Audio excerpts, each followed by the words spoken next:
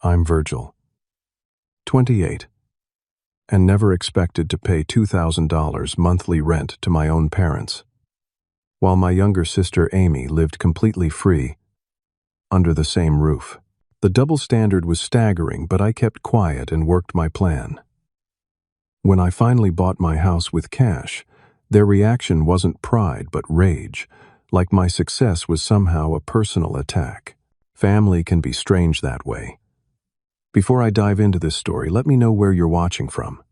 Hit that like button and subscribe if you've ever had to prove someone wrong who never believed in you. I grew up in what I always thought was a typical middle-class family in suburban Chicago. My childhood memories are filled with backyard barbecues, weekend trips to Lake Michigan, and what seemed like normal family dynamics. My parents, Richard and Diana, were strict but fair, or so I believed. Dad worked as an insurance broker, while Mom managed a retail store. We weren't rich, but we had enough. Throughout elementary and high school, I maintained a close relationship with my parents. I was the responsible kid who got good grades, played on the basketball team, and never caused trouble. They seemed proud attending my games and celebrating my academic achievements. Meanwhile, my sister Amy, 3 years younger, was always more rebellious, but somehow faced fewer consequences. I worked hard and earned a computer science degree from Illinois State University. College was where I first noticed the pattern emerging.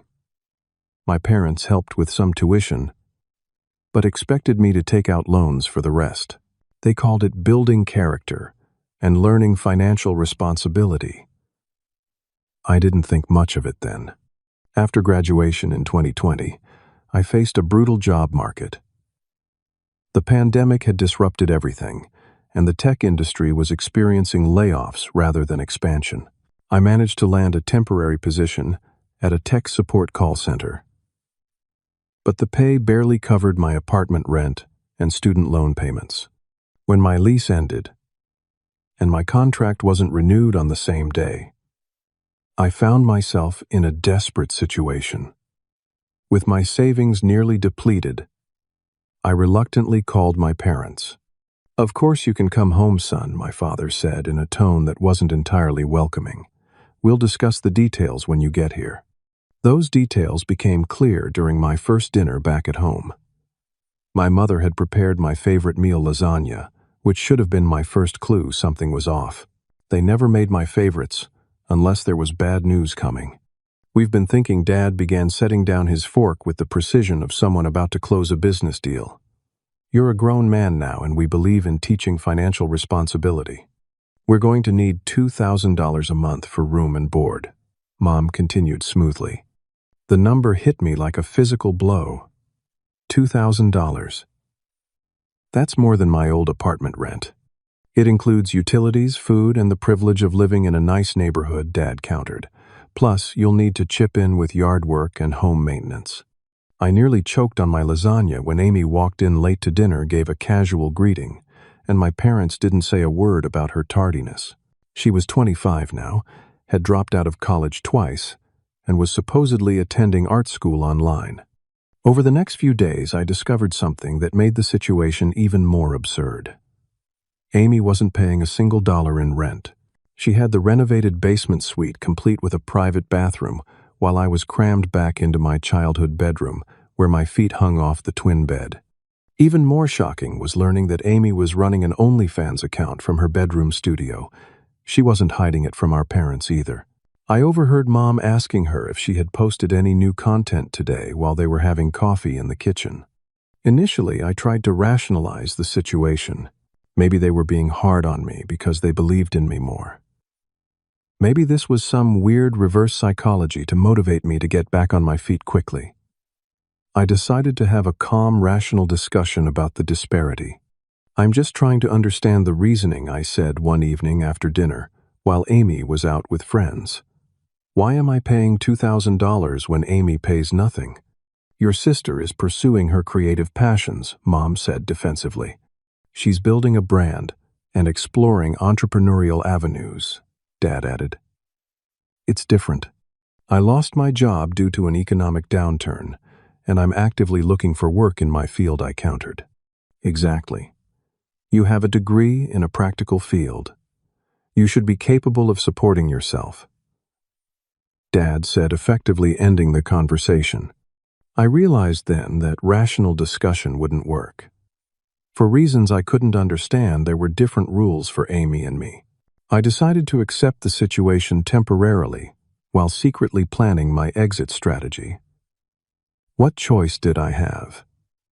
The job market was terrible, my bank account was nearly empty, and I needed time to regroup. That night I made a promise to myself as I stared at the glow in the dark stars, still stuck to my bedroom ceiling from when I was 10. I would not only escape this situation, I would thrive despite it. Life under my parents' roof quickly established its uneven rhythm. Each morning I woke up in my cramped childhood bedroom, where I could barely stretch my arms without hitting a wall. My computer desk was wedged between my bed and the window, making my remote job hunting and freelance work physically uncomfortable. Meanwhile, Amy enjoyed her basement palace. My parents had renovated it 2 years earlier, adding recessed lighting, new flooring, and even a small kitchenette. Her studio space for her OnlyFans content took up half the area, complete with professional lighting equipment my parents had helped purchase. It's an investment in her career, Mom had explained when I raised an eyebrow at the delivery of a $600 ring light. The financial disparity extended beyond rent. One Saturday morning, Dad handed me a list of chores that would consume my entire weekend. The gutters need cleaning, the lawn needs mowing, and the deck needs restaining, he informed me. Consider it part of your living arrangement.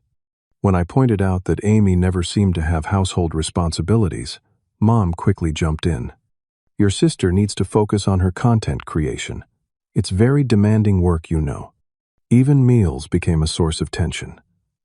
I was expected to buy groceries for the family at least once a week, another unspoken addition to my $2,000 rent.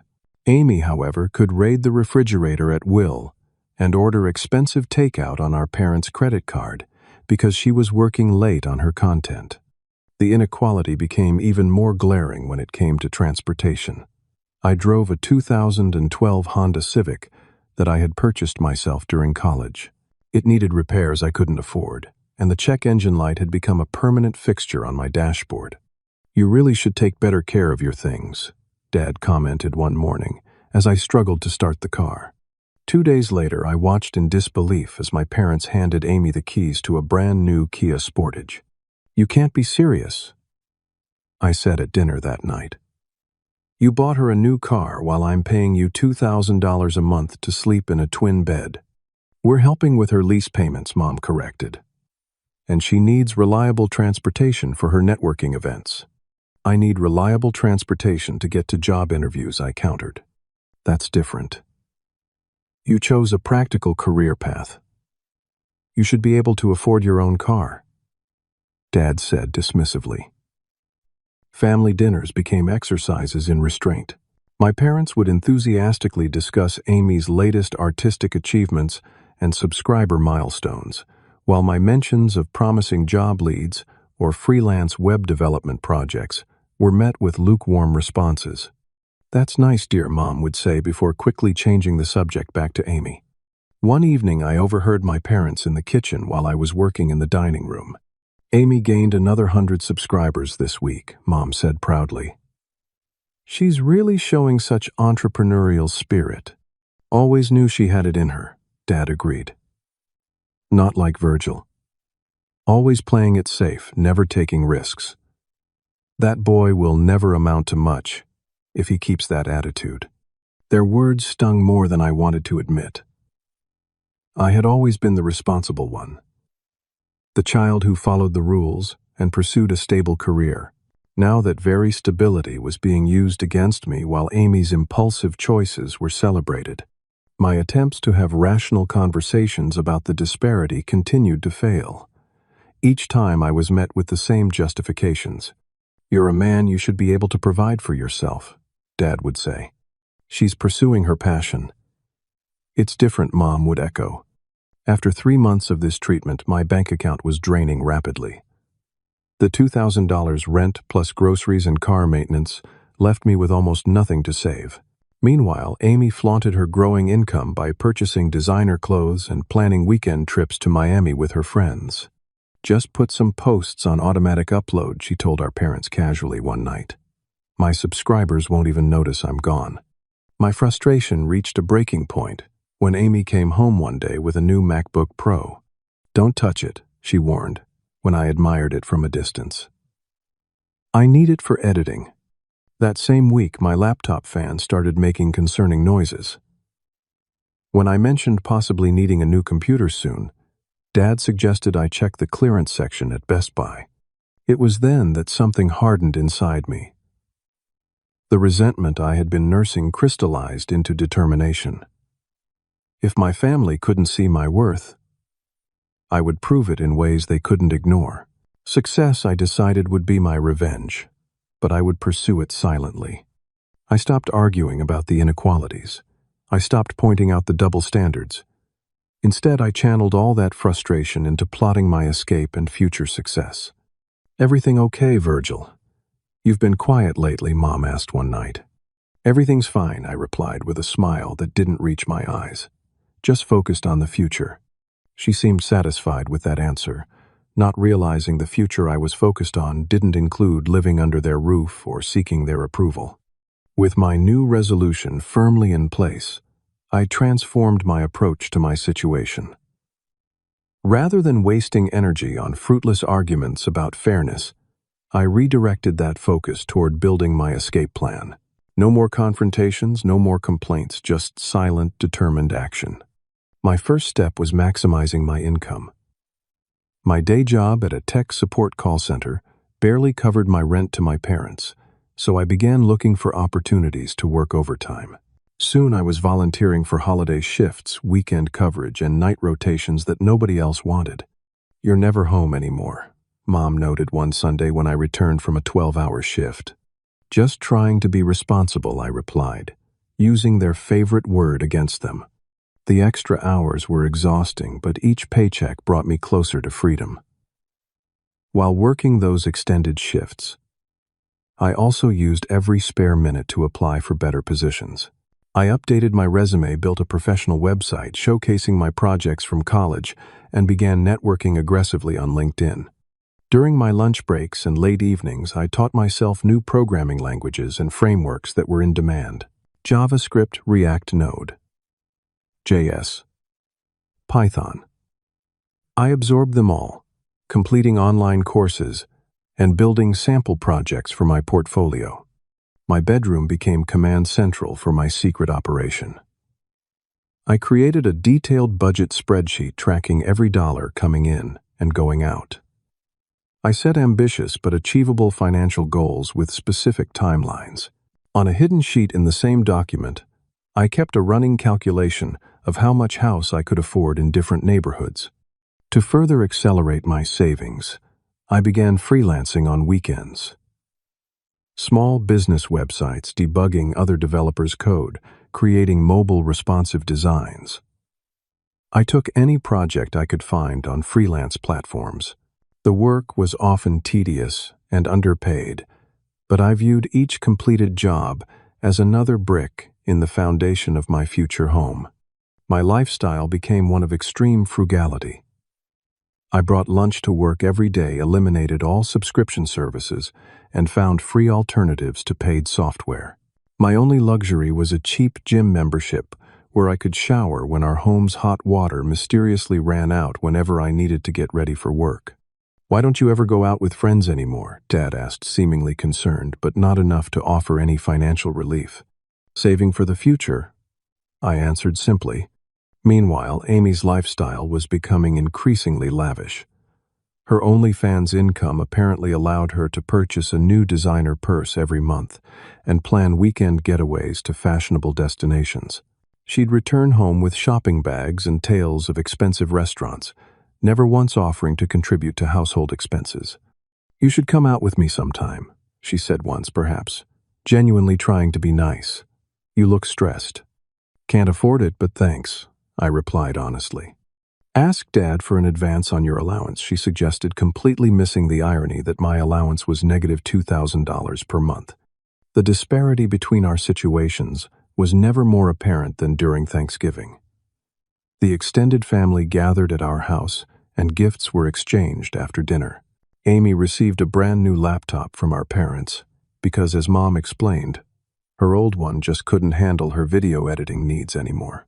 My gift: a 3-pack of dress socks. "For your interviews," Dad said, with what he probably thought was encouragement. I smiled and thanked them, already calculating in my head how much closer I was to never having to pretend gratitude again.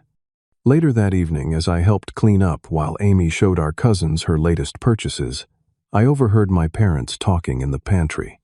"I'm worried about Virgil," Mom whispered. "He seems so withdrawn lately." "He's almost 30 and still living at home," Dad replied. "What did you expect? He's probably embarrassed, as he should be.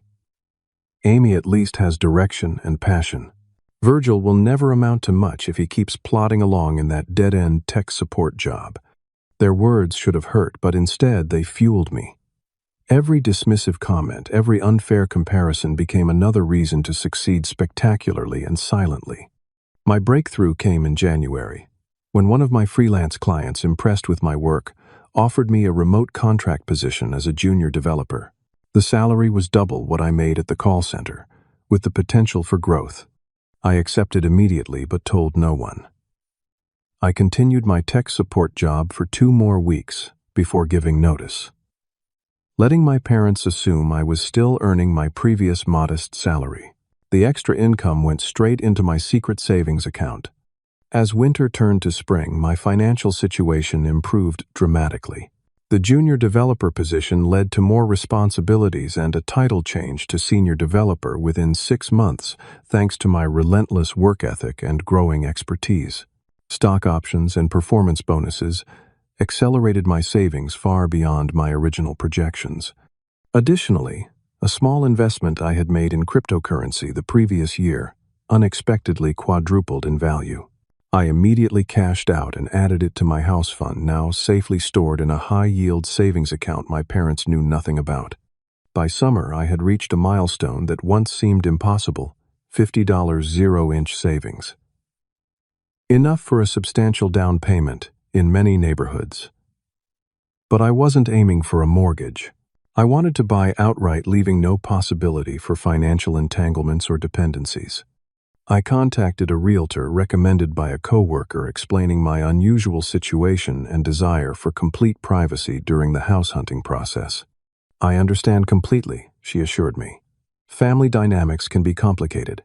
We'll be discreet." While I searched for properties during my lunch breaks and after work, life at home continued its uneven pattern. Amy had a dramatic falling out with our parents over her refusal to attend a family wedding. But the conflict blew over within days, and she remained rent-free with all her privileges intact. "You always were the easy one to raise," Mom told me after the blow-up with Amy, completely oblivious to the irony. By fall, my savings had grown to nearly $200, 000, and my realtor had found a perfect, modest home in a good neighborhood, about 30 minutes from my parents' house. It needed some cosmetic updates, but was structurally sound and priced below market due to an estate sale. "The owners want a quick, clean sale," my realtor explained. "Your cash offer will be very attractive." I toured the house on a Saturday morning, when I had told my parents I was working overtime. The moment I walked in, I knew it was right. 3 bedrooms, 2 bathrooms, a small yard, and most importantly, it was mine. All mine. The closing process moved quickly. I signed documents during lunch breaks and transferred funds from my secret account. All the while, I maintained my facade at home, continuing to pay my parents their $2,000 and keeping my plans completely hidden. As the closing date approached, I began packing my belongings, gradually claiming I was organizing when Mom questioned the boxes in my closet. I arranged for a small moving truck and enlisted help from work friends who understood my need for discretion. 2 days before closing, I sat in my car outside my soon-to-be home, a mixture of anxiety and excitement coursing through me. After nearly 2 years of silent struggle and meticulous planning, freedom was within reach.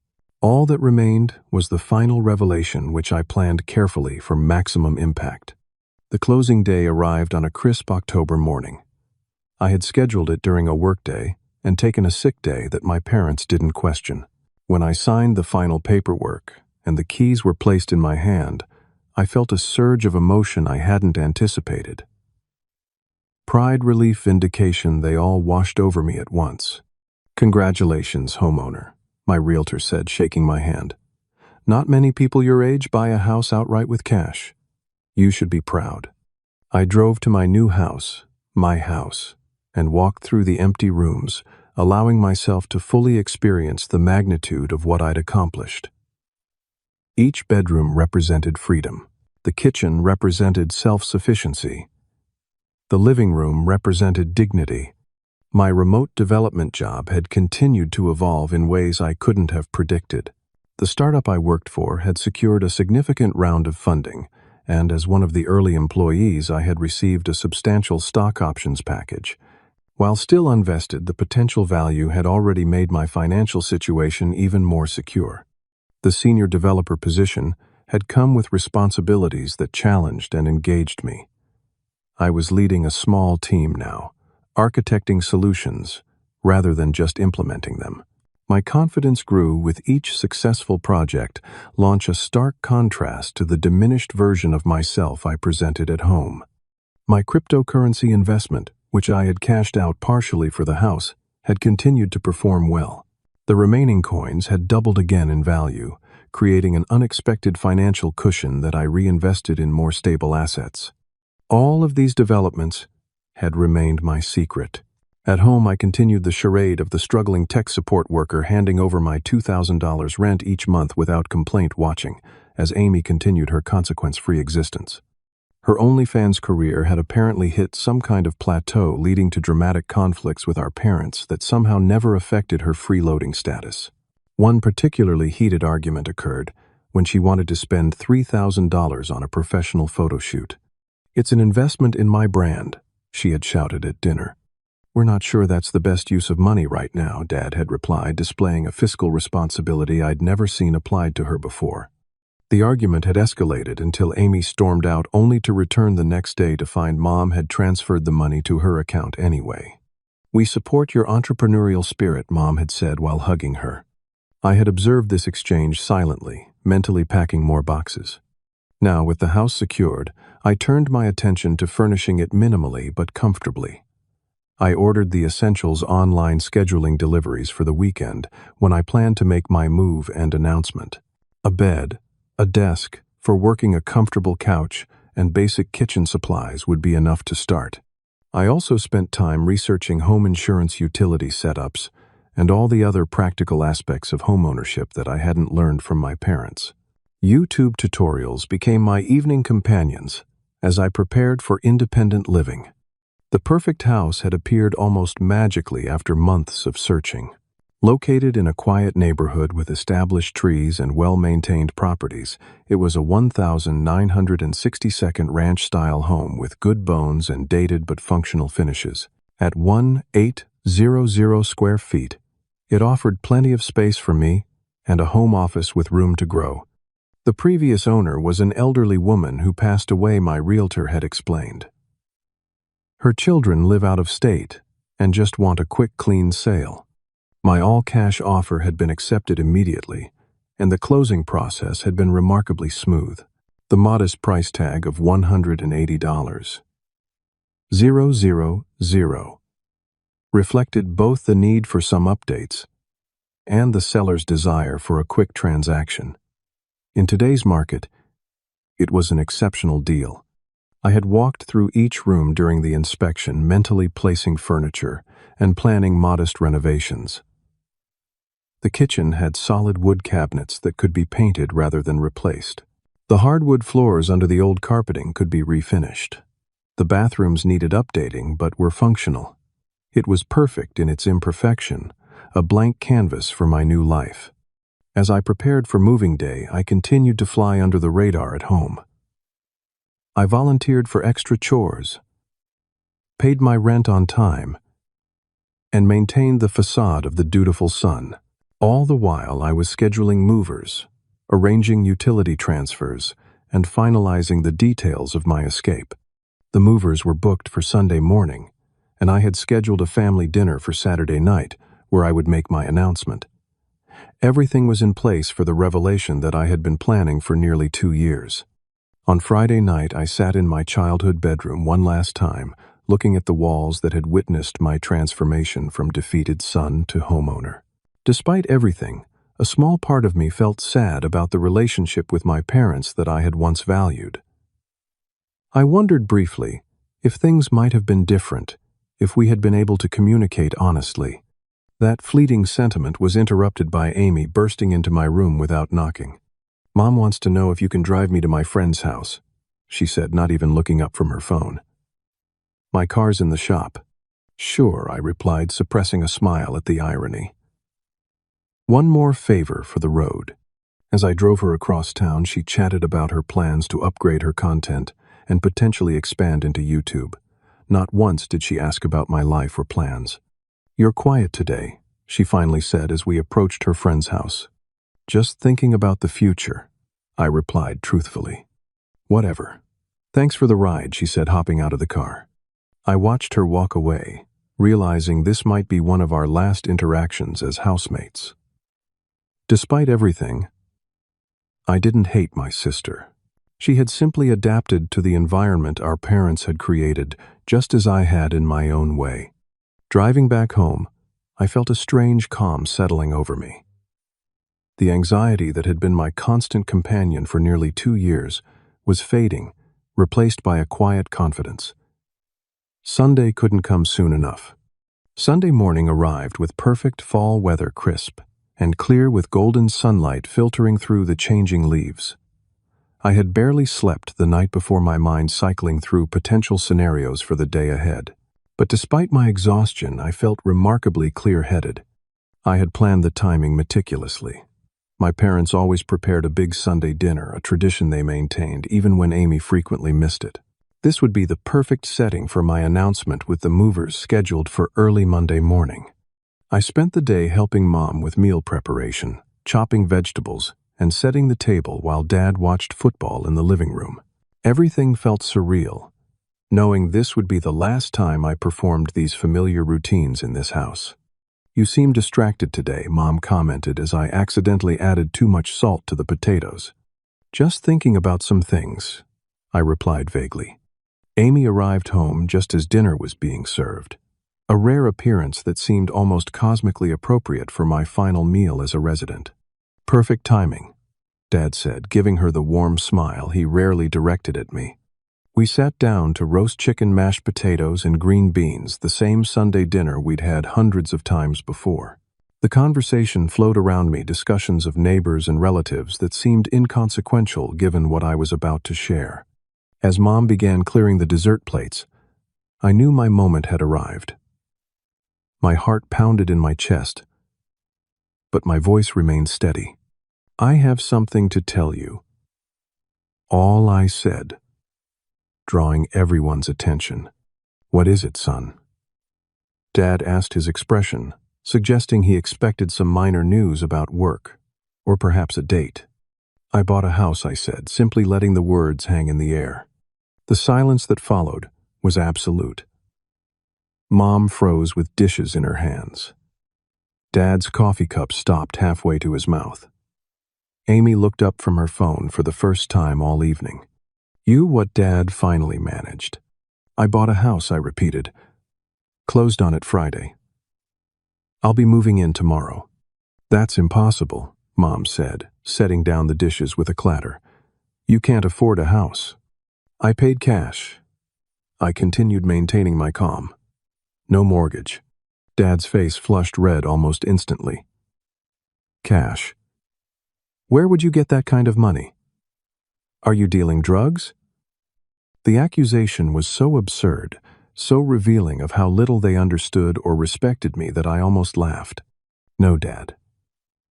I've been working as a senior software developer for the past year. I also had some successful investments." "A senior developer? Since when?" Mom demanded, her voice rising. "You work at that call center?" I left that job last year. I never told you because it didn't seem relevant to our arrangement.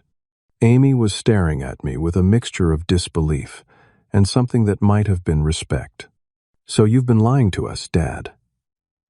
Accused, his voice taking on the tone he used when he was trying to regain control of a situation. I've been private about my success, I corrected. Just as you've been private about your reasons for charging me $2,000 a month, while Amy lives here for free. That's different, Mom interjected quickly. Your sister is pursuing her passion, and I've been pursuing mine, I countered. Successfully, as it turns out. Dad pushed back from the table abruptly. This is ridiculous. You can't just spring this on us and expect us to believe you bought a house with cash. Where is this house supposedly located? I provided the address, watching as Dad pulled out his phone to look it up on Zillow. His eyes widened as he saw the listing marked as sold. This is a misunderstanding, Mom said, her tone shifting to the one she used when trying to smooth over conflicts. We've always wanted what's best for you, Virgil. If you felt the rent was too high, you should have said something. 2 years of suppressed feelings suddenly threatened to overflow. I took a deep breath, determined to maintain my composure. I did say something. Multiple times. The response was always that I needed to learn responsibility, while Amy needed support for her entrepreneurial spirit. Well, I've learned responsibility, and I've also learned some other valuable lessons about family and fairness. Now you listen here, Dad began, his finger pointing at me. We took you in when you had nowhere else to go. We fed you, we gave you a roof over your head. For $2,000 a month, I reminded him. Plus groceries, yard work, and home repairs. You're a man, he exploded. You should be able to provide for yourself and contribute to this household. And now I'm providing for myself completely, I replied. Isn't that what you wanted? Mom's approach shifted to tears, a strategy I'd seen her employ countless times with Dad. I can't believe you'd do this to us, she said, dabbing at her eyes. After everything we've done for you, you know my blood pressure can't handle this kind of stress. For the first time, her tears didn't trigger my guilt. Instead, I felt a strange detachment, as if I was observing a performance rather than participating in it. I'm not doing anything to you, I said gently. I'm making a positive change in my own life. Amy, who had been uncharacteristically quiet, finally spoke up. So, you've been making serious money this whole time and just kept paying them. Why? It was a good question, and I appreciated her cutting through the emotion to ask it. I needed time to save, and I wanted to do things right, I explained. No debt, no dependencies. Complete financial freedom. So what, you think you're better than us now? Dad demanded, his face still flushed with anger. You buy one house, and suddenly, you're too good for your family. I never said that, I replied calmly. I'm simply ready to live independently. After all we've sacrificed for you. Mom continued, her voice quavering. You'll abandon us just like that. I'm moving 30 minutes away, not abandoning anyone, I pointed out. This is about your sister, isn't it, Dad accused. You've always been jealous of the support we give her. The conversation was deteriorating exactly as I had anticipated. Rather than acknowledging the achievement, they were trying to reframe it as a betrayal or character flaw. This isn't about Amy, I said firmly.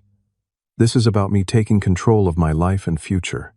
If you leave this house, Dad said, his voice dropping to a dangerous low, don't expect to be welcomed back.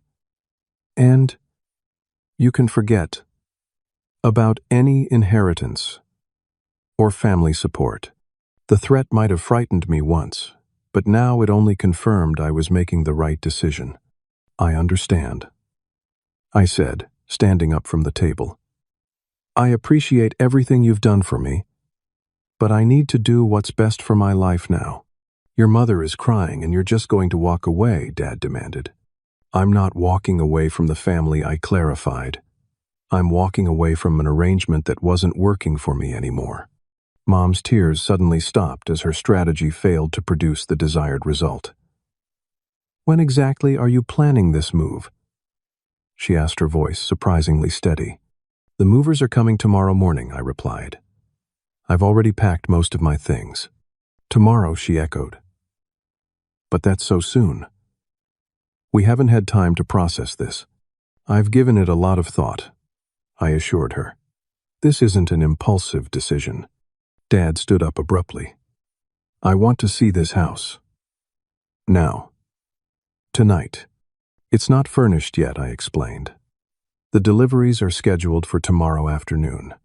Convenient, he scoffed. For all we know, you're making this all up. I pulled out my phone and showed them the closing documents and deed, which I had anticipated might be necessary. Dad snatched the phone from my hand, scrutinizing the documents, as if looking for evidence of forgery. This doesn't make sense, he muttered. The numbers don't add up. I've been very careful with my finances, I said, taking my phone back, and very motivated to succeed. Well, I hope you're happy, Mom said bitterly. Breaking up this family with your selfish decisions. I looked around the table at my family, seeing clearly for perhaps the first time. My father, whose approval I had sought my entire life now, red-faced with anger at my success. My mother, whose love had always seemed conditional on compliance with her wishes, and Amy, who had simply played the game by their rules better than I had. I am happy, I said honestly. I've worked hard for this, and I'm proud of what I've accomplished. I stood up from the table, feeling lighter than I had in years. I'll finish packing tonight, and be out of your way tomorrow. Thank you for dinner. As I walked up the stairs to my soon-to-be former bedroom, I heard the heated whispers begin behind me. My name mixed with accusations and disbelief, but for the first time since moving back home, their opinions of me no longer carried the weight they once had. I closed my bedroom door, sat on the edge of my twin bed, and finally allowed myself to smile. The revelation had gone exactly as expected, and tomorrow my new life would begin. The morning of my move dawned bright and clear, matching my mood perfectly. I had spent the night finalizing my packing, sleeping only a few hours but waking refreshed nonetheless. Freedom, it seemed, was better than any energy drink. My parents maintained a frigid silence as I carried boxes downstairs. Dad had left for work earlier than usual, clearly avoiding any further confrontation. Mom busied herself in the kitchen, pretending I was invisible until the movers arrived. You don't have to do this, she said, finally, as the last of my boxes were being loaded. You can still change your mind. I'm not changing my mind, Mom, I replied gently. This is a good thing. I promise. She pressed her lips together tightly, holding back whatever she wanted to say. Instead, she handed me a small bag. Sandwiches for lunch, she explained stiffly. Moving is hungry work. The small gesture of motherly concern, despite everything, touched me unexpectedly. Thank you, I said sincerely. I followed the moving truck in my Honda Civic, its check engine light, still glowing faithfully on the dashboard. The 30-minute drive to my new neighborhood felt symbolic, crossing from one life into another. As we pulled up to my house, I felt a surge of pride so intense it was almost overwhelming. The movers efficiently carried my modest possessions inside, placing boxes in the appropriate rooms according to their labels. It didn't take long, my life fitting into the back of a small truck with room to spare. Not much furniture, one of the movers commented. Deliveries coming this afternoon, I explained, starting fresh. After they left, I stood in the empty living room, keys in hand, surrounded by boxes and possibility. The silence was different from the tense quiet of my parents' house. This silence was peaceful, patient, waiting for me to fill it with my own life. I unpacked methodically, starting with the kitchen essentials I had brought.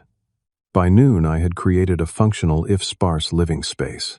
The furniture deliveries began arriving around 2, each one making the house feel more like home.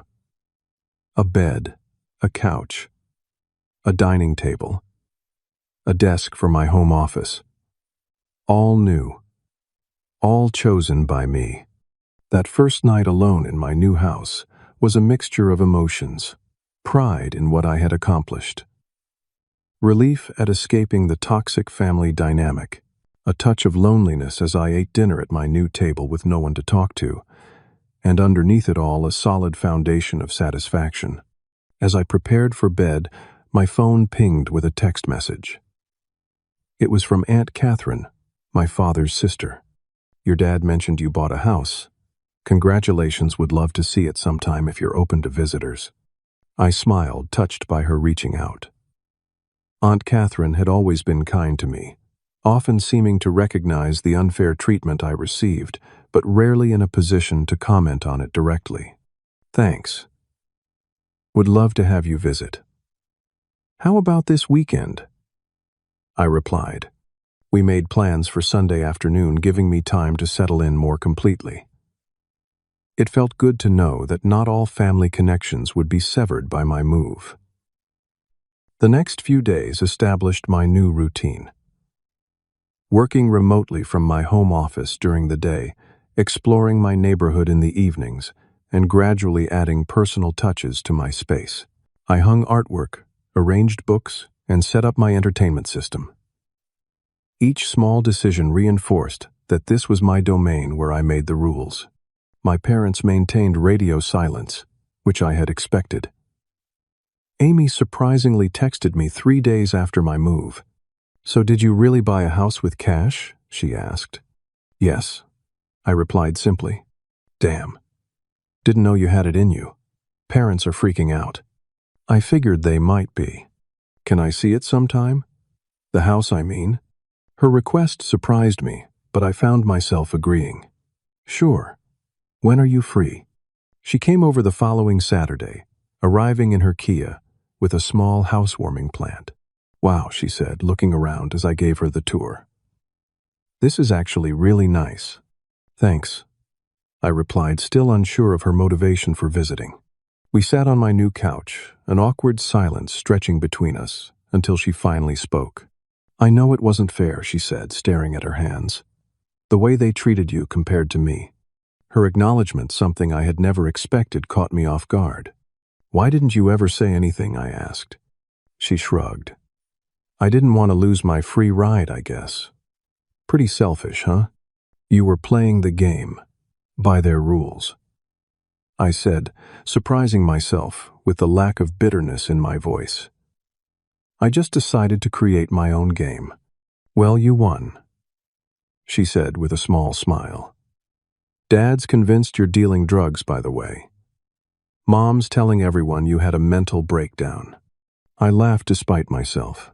"Of course they are." Before she left, Amy hugged me awkwardly. "I'm proud of you, bro. For what it's worth." It was worth more than I expected. The following day, Aunt Catherine visited with Uncle James. They brought practical housewarming gifts, kitchen tools, and a tool set along with genuine congratulations. "I always knew you'd do well," Uncle James said as we sat on my back patio. "You've got a good head on your shoulders. Your father should be proud." Aunt Catherine added, then winced slightly. "He is deep down. He just doesn't know how to show it." "It's okay," I assured her, not entirely believing it myself. "I didn't do this for his approval." "No, you did it for yourself," she said approvingly. "That's even better." Uncle James offered to help with some of the home improvements I was planning, and we spent an hour discussing which projects to tackle first. Their support felt like a lifeline to the concept of family, reminding me that cutting ties with my parents didn't mean isolation. 3 weeks after my move, I received the first text from my mother. "Dad and I would like to see your house. Are you available this weekend?" I stared at the message for a long time before responding. "Sure. Sunday afternoon works." Their visit was as uncomfortable as I had anticipated. Dad inspected everything with a critical eye, looking for flaws in the house, or evidence of how I had afforded it. Mom alternated between passive-aggressive comments about how I must think I'm so grown up now and attempts to reorganize my kitchen. The cabinets would make more sense if you put the glasses over here, she suggested, already moving things around.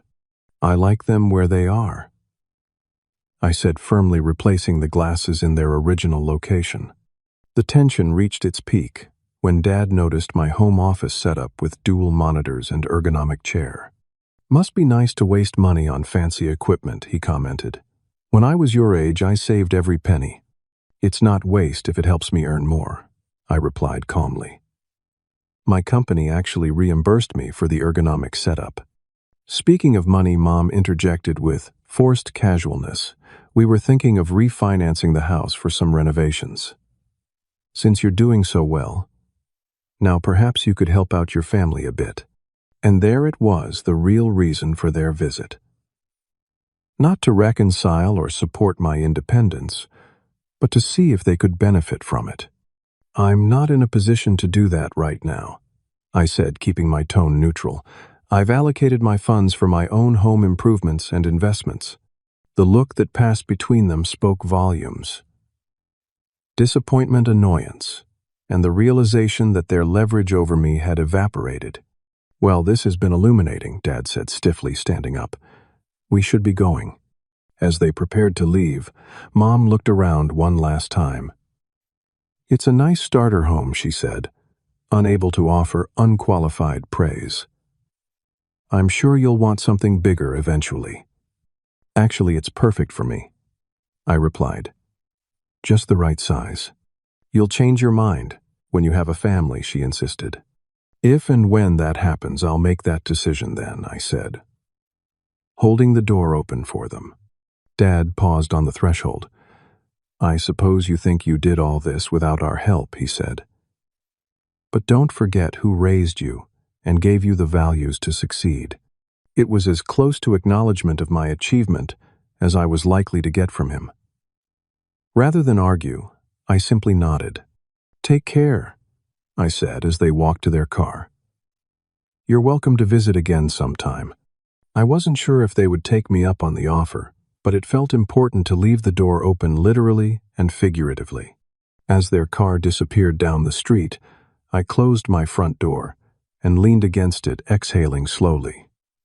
The visit had been draining but clarifying. My parents hadn't changed, but my reaction to them had. Their disapproval no longer had the power to devastate me. That evening, I hosted a proper housewarming party with colleagues from work neighbors I had befriended and the few family members who had supported me. As laughter and conversation filled my home, I looked around at the life I was building independent of the limitations my parents had placed on me. For the first time in years, I felt completely at peace with my decisions and excited about the future, whatever it might hold. 6 months have passed since I moved into my own home, and the transformation in my life has been profound. The physical distance from my parents' house, just 30 minutes by car, created an emotional space that allowed me to reflect on our relationship with newfound clarity. The initial weeks of independence were admittedly challenging. After years of having my worth questioned and my achievements minimized, I found myself battling unexpected doubts. Was I really capable of maintaining this life I had created? Had I somehow cheated or gotten lucky rather than earned my success? These questions led me to start therapy, something I had never considered while living under my parents' roof. My therapist helped me identify patterns from my childhood that had shaped my self-perception and expectations. What you're describing is a common dynamic in families with golden child and scapegoat roles, she explained during one session.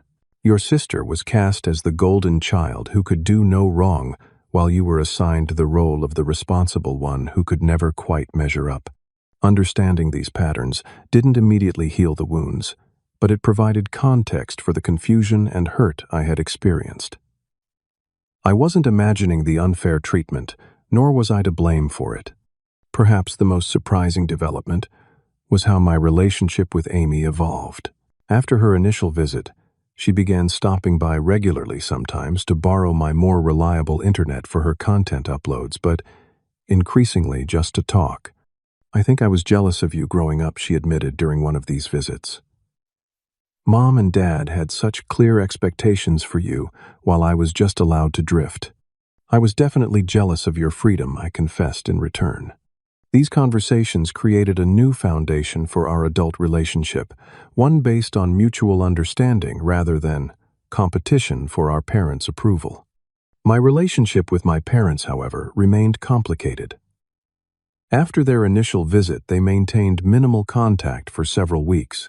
Eventually, Mom began calling occasionally with surface-level conversations that carefully avoided any mention of my career success or financial independence. Dad was even more distant, communicating primarily through Mom or during obligatory holiday gatherings. When we did speak directly, his comments often contained subtle digs about people who think they're better than family, or references to the transitory nature of success in the tech industry. I established clear boundaries about these interactions, limiting their duration and frequency to protect my mental health. When Mom suggested Sunday dinners become a regular obligation again, I politely declined. I'm happy to visit occasionally, I told her, but I need to build my own traditions and routines now. This boundary setting extended to other aspects of our relationship as well. When Dad called asking for help with their computer network, I offered limited assistance rather than the all-weekend technical support I would have provided in the past. When Mom hinted about needing financial help with house repairs, I suggested reliable contractors rather than opening my wallet. Each boundary reinforced my independence and gradually reshaped our dynamic. Slowly, very slowly, they began to treat me with a grudging respect that had been absent before. Meanwhile, my professional life flourished in ways I hadn't anticipated. The confidence I gained from standing up for myself and succeeding despite lack of support translated directly to my work. I began speaking up more in meetings, proposing innovative solutions, and taking leadership roles on projects. 6 months after moving, I received a promotion to lead developer with a substantial salary increase and expanded responsibilities. The team I had once joined as a junior member was now looking to me for direction and mentorship. Your growth over the past year has been remarkable, my manager commented during my performance review. You've developed not just technical skills, but real leadership presence. This professional validation felt especially meaningful given how long I had been told I would never amount to much. My personal life expanded as well. Free from the crushing rent payments and emotional drain of my parents' house, I had energy to pursue interests and relationships. I joined a local hiking group, took cooking classes, and even started dating someone I met through a work conference. Lori was smart, kind, and refreshingly straightforward. When I eventually shared the story of my relationship with my parents, her response was affirming. They missed out on appreciating who you really are, she said simply. That's their loss. Perhaps the most profound change was internal. The lesson I learned through this journey wasn't just about financial independence, though. That was certainly important. It was about recognizing my inherent worth separate from others' judgments or expectations. For years, I had internalized my parents' message that I wasn't quite good enough, that my sister's pursuits were somehow more valuable or interesting than mine. I had accepted their assertion that I should pay a premium for basic family support, while others received it freely. Breaking free from those beliefs required more than just financial planning and career advancement. It required recognizing that their treatment reflected their limitations, not my worth. This understanding brought an unexpected gift: the ability to forgive without enabling further toxic behavior. I no longer harbored intense resentment toward my parents, but neither did I subject myself to their unequal expectations. I could acknowledge the good they had done while protecting myself from the harm. Today, as I sit in my home office looking out at the backyard where I'm planning a garden next spring, I feel a deep sense of peace. The house has become truly mine, with each room reflecting my preferences and priorities. The mortgage-free status continues to provide financial freedom that allows me to make choices based on value rather than necessity. My relationship with my parents remains a work in progress. There are awkward family gatherings and occasional tense exchanges, but also moments of genuine connection that would have been impossible while living under their roof. Last month, Dad actually asked for my advice about retirement investments. A small but significant acknowledgement of my financial acumen. Sometimes I wonder what would have happened if they had treated my sister and me equally, if they had supported rather than hindered my early career struggles. But I've come to believe that the challenges they created ultimately forged a strength and self-reliance I might not have developed otherwise. The greatest gift difficult parents can sometimes give is the determination to prove them wrong, to create a life that defies their limited expectations. In my case, that gift came with a $2,000 monthly price tag, but the return on investment has been immeasurable. If you're watching this and struggling with similar family dynamics, remember that other people's assessments of your worth aren't the final word. Sometimes the most powerful thing you can do is quietly build the foundation for the life you deserve rather than the one others have assigned to you. Have you ever had to prove someone wrong who never believed in you? How did it change your life? Share your experience in the comments below. If this story resonated with you, please hit the like button and subscribe for more real-life stories about overcoming family challenges. Thank you for listening. And remember, sometimes the family that truly supports you is the one you build for yourself.